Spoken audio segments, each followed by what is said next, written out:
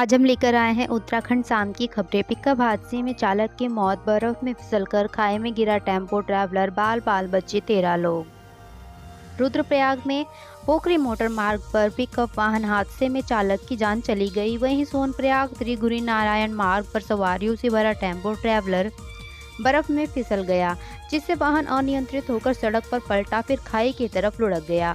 गनीमत रही कि वाहन रुक गया, नहीं तो बड़ा हादसा हो सकता था।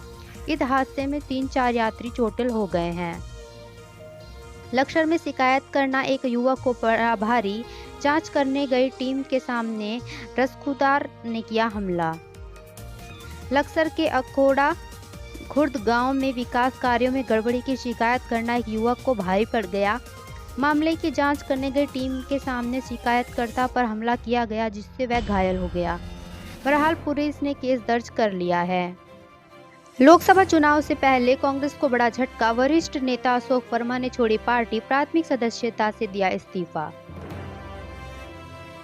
मोदी ने लोगों का जीता भरोसा, पीएम की बातों को आत्मसात करे लोग, मन की बात सुनने के बाद बोले सीएम धामी।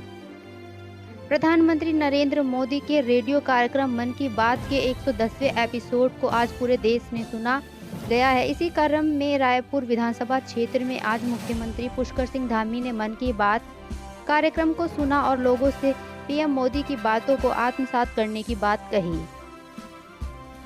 लोकसभा चुनाव से पहले बीजेपी ने कांग्रेस में लगाई सेंध, 100 से ज्यादा कार्यकर्ताओं को दिलाई सदस्यता। उत्तराखंड में बीजेपी का कुनबा लगातार बढ़ रहा है। इस बार कांग्रेस ने के विधि प्रकोष्ठ के पूर्व प्रदेश अध्यक्ष एडवोकेट सुरेश चंद्र भट्ट समेत 100 से ज्यादा कार्यकर्ताओं ने बीजेपी का दामन थामा है।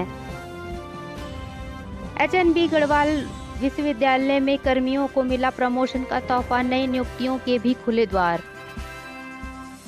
हेमवती नंदन बहुगुणा विश्वविद्यालय में 32 कर्मियों को प्रमोशन का तोहफा मिला है। इसके अलावा भूगोल विषय में 12 फैकल्टी भी विश्वविद्यालय को मिल गए हैं। वहीं अब खाली पदों को भरने के लिए जल्द ही विज्ञप्ति जारी की जाएगी। अगर एक ही समय पर हुए लोकसभा चुनाव और चारधाम यात्रा, उत्तराखंड पुलिस ने तैयार किए ए और बी प्लान।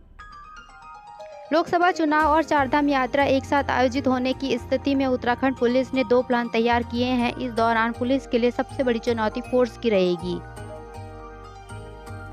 पंजीकृत श्रमिकों को सरकार का बड़ा तोहफा, बच्चों की पढ़ाई का खर्च वहन करेगा बोर्ड। गजब की आस्था, दिव्यांग रघुवीर बिष्ट ने बनवाया भगवान शिव का मंदिर, भक्तों में खुशी की लहर। रुद्रप्रयाग के भरदार पट्टी के गवाड़ा गांव में गंगेश्वर महादेव मंदिर का निर्माण किया गया है, जिसका निर्माण आर्थिक रूप से कमजोर और शारीरिक रूप दिव्यांग रघुवीर बिष्ट ने कराया है। अभी तक क्षेत्र में भगवान शंकर के मंदिर न होने से भक्तों को जल चढ़ाने और पूजा के लिए परेशानी होती थी। अब मंदिर तैयार हो जाने के बाद भगवान शिव के दर्शन हो रहे हैं। कल से शुरू होगा उत्तराखंड बजट सत्र, सेशन से पहले सियासी घमासान, कांग्रेस ने समयावधि को लेकर खड़े किए सवाल।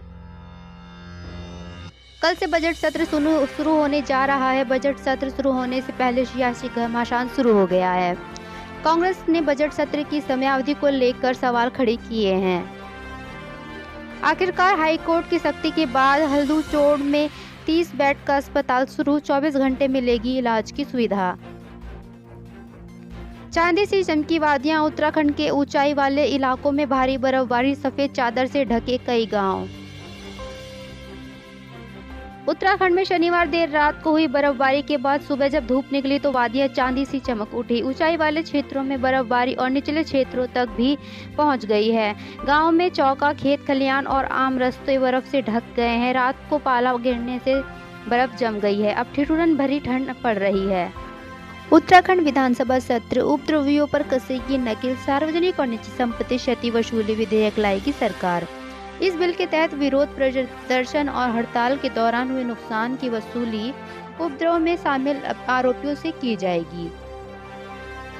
उत्तराखंड में 26 फरवरी से विधानसभा का बजट शुरू होने जा रहा है। समाचार न्यूज एजेंसी एएनआई के अनुसार सरकार सदन में विरोध प्रदर्शन के नाम पर सरकारी और निजी संपत्ति को नुकसान पहुंचाने वाले उपद्रवियों पर लगाम लगाने के लिए उत्तराखंड सार्वजनिक और निजी संपत्ति क्षति वसूली विधेयक लाएगी।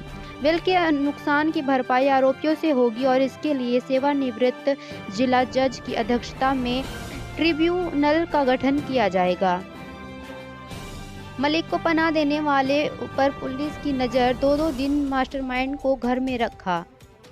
अब्दुल मलिक को पनाह देने वालों पर भी पुलिस कार्रवाई कर